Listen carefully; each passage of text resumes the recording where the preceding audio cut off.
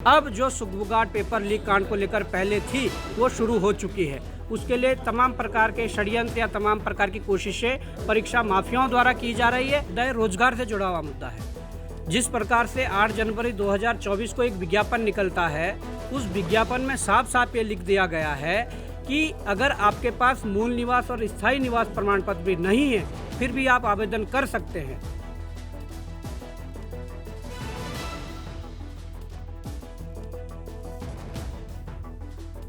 बेरोजगार संघ के अध्यक्ष बॉबी पवार ने हल्द्वानी में प्रेस कॉन्फ्रेंस की, जिसमें उन्होंने सरकार और सिस्टम पर कई गंभीर आरोप लगाते हुए कहा कि प्रदेश में बिना मूल निवास की नौकरियां दी जाती हैं। यहां तक कि कई भर्तियों में उत्तराखंड के हाई स्कूल और इंटरमीडिएट पास किए गए लोगों को भी आवेदन का अवसर दिया जा रहा है, जबकि उत्तराखंड के मूल निवासियों को ये हक मिलना चाहिए।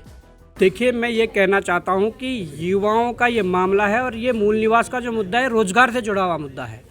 जिस प्रकार से 8 जनवरी 2024 को एक विज्ञापन निकलता है, उस विज्ञापन में साफ साफ ये लिख दिया गया है कि अगर आपके पास मूल निवास और स्थायी निवास प्रमाण पत्र भी नहीं है, फिर भी आप आवेदन कर सकते हैं।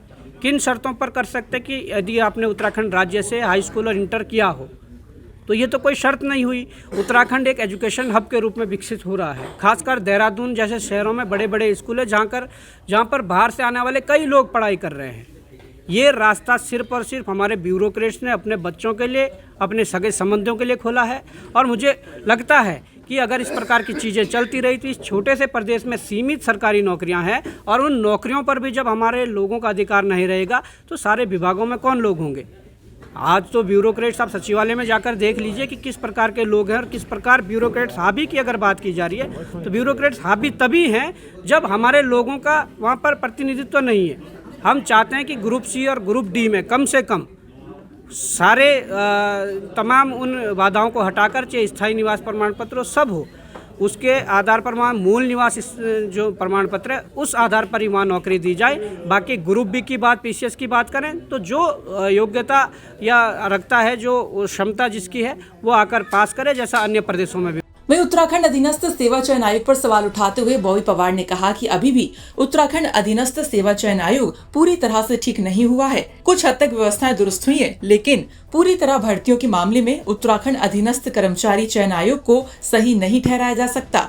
नहीं, देखिए, जिस प्रकार से चीजें हुई है थोड़ा बहुत सुधार आया है, पर अगर मैं ये कह दूं कि पूरी तरीके से पारदर्शी रूप से हो रहा है या पूरी तरीके से पारदर्शी हो गया है तो ये कहना बड़ा गलत होगा। तो मैं ये कहना चाहता हूं कि आज जो वर्तमान समय में वहाँ पर जो अधिकारी हैं, वो अध्यक्ष हो, सचिव हो, परीक्षा नियंत्रक हो, तमाम जो लोग हैं, उन लोगों को इस पर ध्यान देना पड़ेगा, क्योंकि हमारे विश्वसनीय सूत्रों से ये ज्ञात हुआ है कि अब जो सुगबुगाट पेपर लीक कांड को लेकर पहले थी वो शुरू हो चुकी है। उसके लिए तमाम प्रकार के षड्यंत्र या तमाम प्रकार की कोशिशें परीक्षा माफियाओं द्वारा की जा रही है। और मुझे लगता है कि कहीं ना कहीं कुछ लोग सिस्टम के भीतर जो है वो लोग उन्हें सहयोग कर रहे हैं। और अगर ऐसा हुआ तो मुझे लगता है, अभी तो सूत्रों ने बताया है और मुझे जरूरी ये पता भी है कि जरूरी उसके साक्ष्य भी उपलब्ध होंगे। हल्द्वानी से राहुल सिंह, धर्मवाल की रिपोर्ट।